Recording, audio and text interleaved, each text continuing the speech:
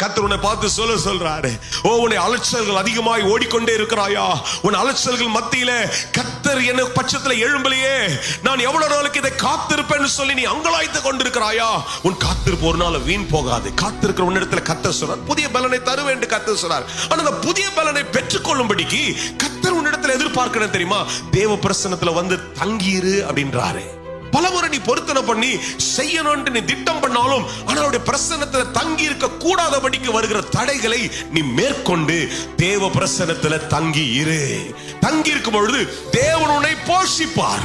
You will see the experience of how God is providing your need. You will see a supernatural power that will come in the presence of God to take care of all your need.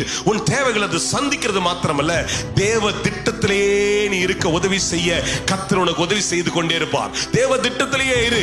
தேவனுடைய வல்லமையை பார்ப்பாய். தேவனுடைய